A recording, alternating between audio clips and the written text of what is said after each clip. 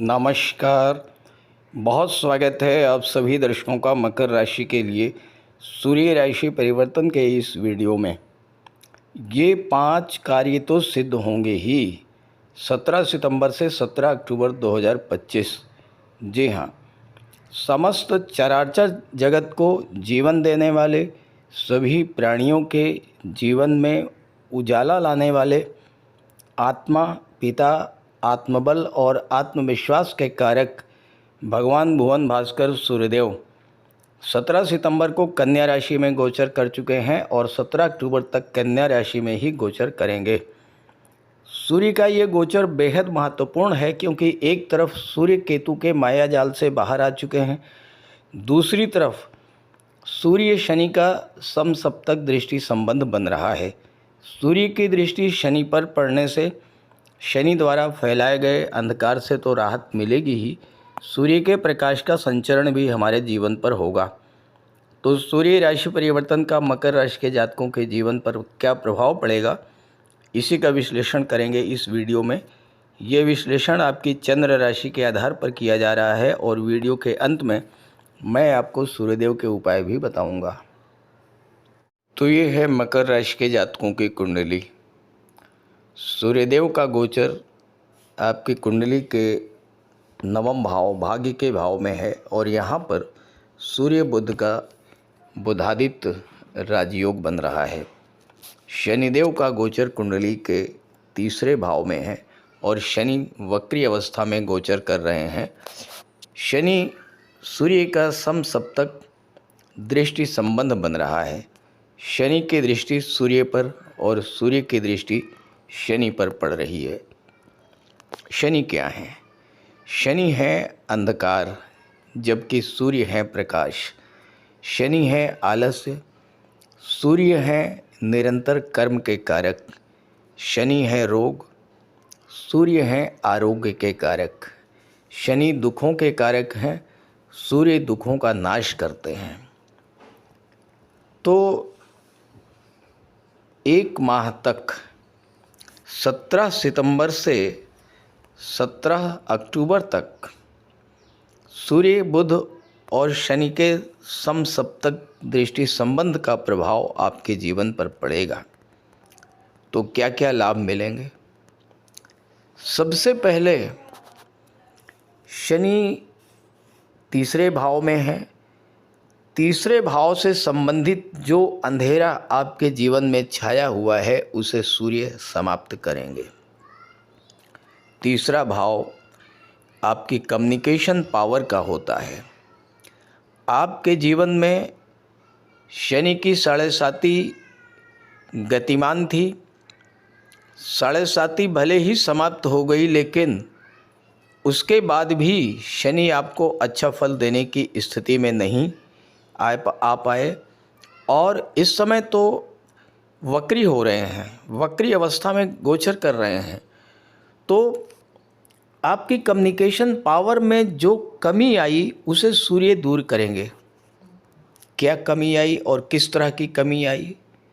7.5 के कारण लोग आपको बहुत कुछ कह रहे थे, आपके अंदर बहुत सारी कमियां निकाल रहे थे, आपकी लगातार आलोचना कर रहे थे, आपको नीचा दिखाने का प्रयास कर रहे थे और आप लगातार हर व्यक्ति की बात को सुन रहे थे लेकिन जवाब नहीं दे पा रहे थे। मन ही मन आप घुट रहे थे लेकिन आपके सामने कोई रास्ता दिखाई नहीं पड़ रहा था। सूर्यदेव क्या करेंगे? सूर्यदेव की दृष्टि पड़ने से आपके अंदर एक नई जागृति, नया उत्साह आएगा।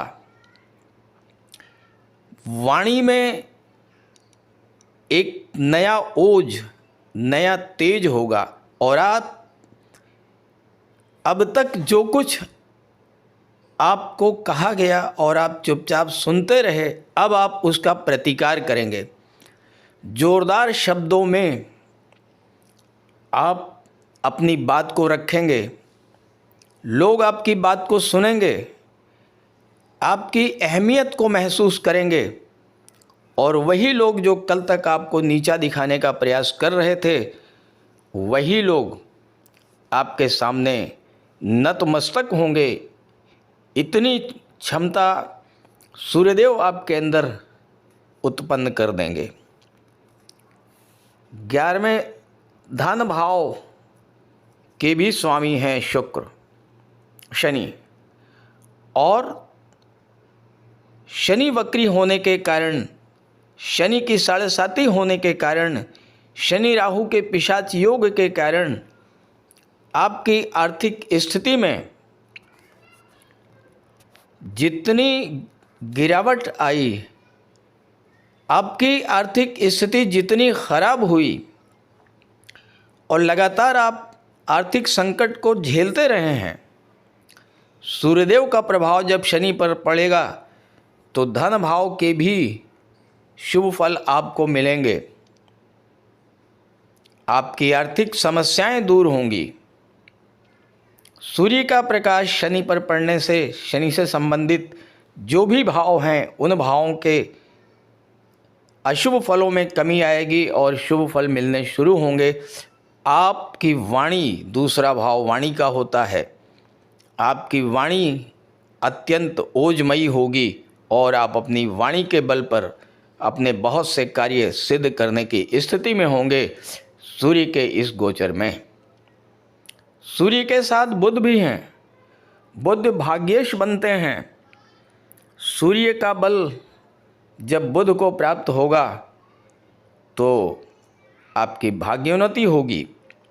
शनि की दृष्टि पड़ने के कारण भाग्य में जो कमी आई, आपका भाग्य आपका साथ नहीं दे रहा था, एफर्ट आप बहुत कर रहे थे, रिजल्ट नहीं आ रहा था। अब भाग्येश स्वयं भगवान भुवन भास्कर सूर्यदेव के साथ हैं, तो ऐसी स्थिति में अब भाग्य का आपको साथ मिलना शुरू होगा और जब भाग्य का साथ मिलना शुरू होगा तो आपके सभी रुके हुए काम भी पूरे होंगे, कार्य आसानी से पूर्ण बनेंगे और धन का प्रवाह जो रुका हुआ था वो प्रवाह तेजी के साथ आपकी ओर बढ़ेगा। शनि लग्न के भी स्वामी हैं। आपके व्यक्तित्व में एक नया परिवर्तन आएगा। सूर्यदेव आपके व्यक्तित्व में एक नई चमक लाएंगे। आपके मन की जो निराशा और हताशा की स्थितियां लगातार बनी हुई थीं, उनमें सुधार आएगा। सूर्यदेव आपके अंदर एक नया उत्साह जागृत करेंगे। आपका आत्मविश्वास चरम पर होगा, आत्मबल में वृद्धि होगी और आपके व्यक्तित्व में एक अकल्पनीय परिवर्तन आएगा। और जब आपके व्यक्तित्व में परिवर्तन आएगा तो फिर समस्याएं अपने आप सुलझना शुरू हो जाएंगी।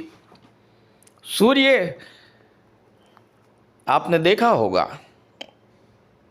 प्रातः काल एक नियत समय पर निकलते हैं और नियत समय पर ही अस्त होते हैं। सूर्य लगातार कार्य करते रहते हैं, 24 घंटे कार्य करते हैं। अब आप 24 घंटे कार्य तो नहीं कर सकते हैं, लेकिन इतना तो ज़रूर कर सकते हैं कि टाइम के पंक्चुअल बनिए और अपने कार्य में निरंतरता लाइए। सूर्य आपको यही संदेश दे रहे हैं। बुध छठे भाव के स्वामी हैं।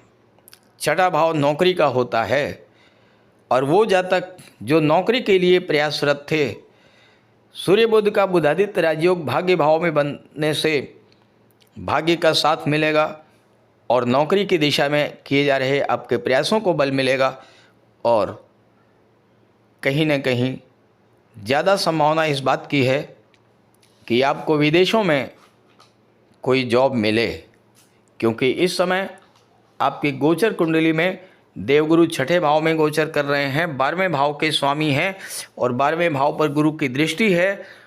सूर्य के मित्र हैं गुरु।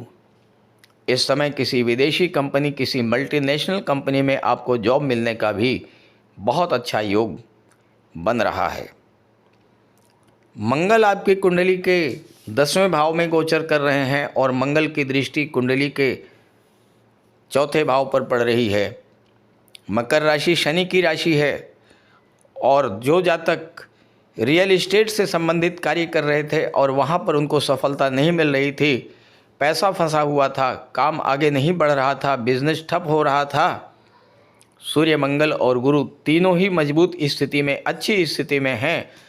मंगल की दृष्टि जब चौथे भाव पर पड़ेगी, सूर्य भाग्य भाव में गोचर करेंगे, तो रियल इस्टेट से जुड़े हुए जातकों के जीवन में भी एक बहुत बड़ा सकारात्मक परिवर्तन आएगा। तो इस तरह के ये 5 बड़े लाभ मिलने जा रहे हैं आपको सूर्यदेव के इस गोचर में। तो सूर्यदेव की आराधना कीजिए, सूर्यदेव के उपाय कीजिए, और आपके जीवन में अगर किसी तरह की कोई समस्या है, ग्रहों के गोचर को लेकर आप अपनी कुंडली के बारे में जानना चाहते हैं, आप ये जानना चाहते हैं कि आपके जीवन में समस्याएं किस कारण से हैं, किस ग्रह के गोचर के कारण आपके जीवन में समस्याएं हैं और उनका समाधान क्या है, तो वीडियो के डिस्क्रिप्शन बॉक्स में मैंने अपना व्हाट्सएप नंबर दे दिया है। आप वहाँ पर अपनी समस्या भेज सकते हैं और मैं आपकी समस्या का समाधान करने का पूरा प्रयास करूँगा। तो आइए बात करते हैं सूर्यदेव के उपायों पर।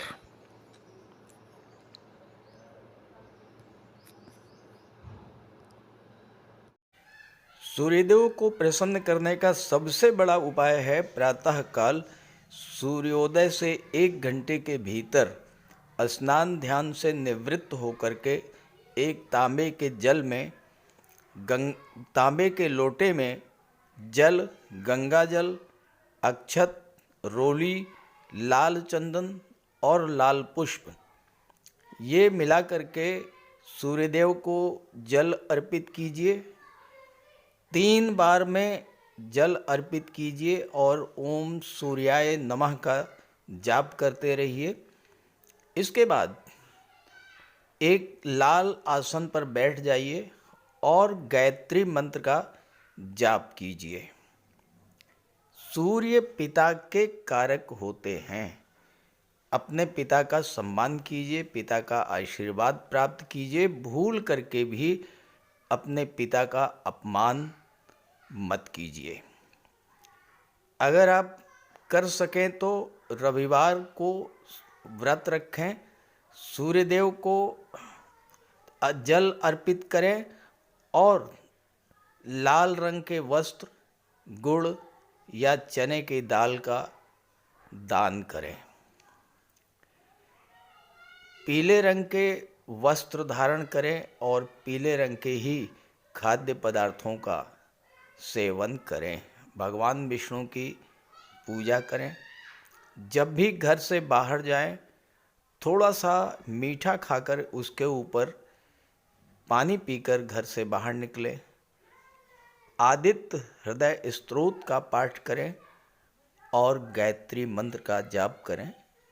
इन सब उपायों को करने से सूर्यदेव प्रसन्न होंगे और सूर्य के सभी लाभ आपको प्राप्त होंगे।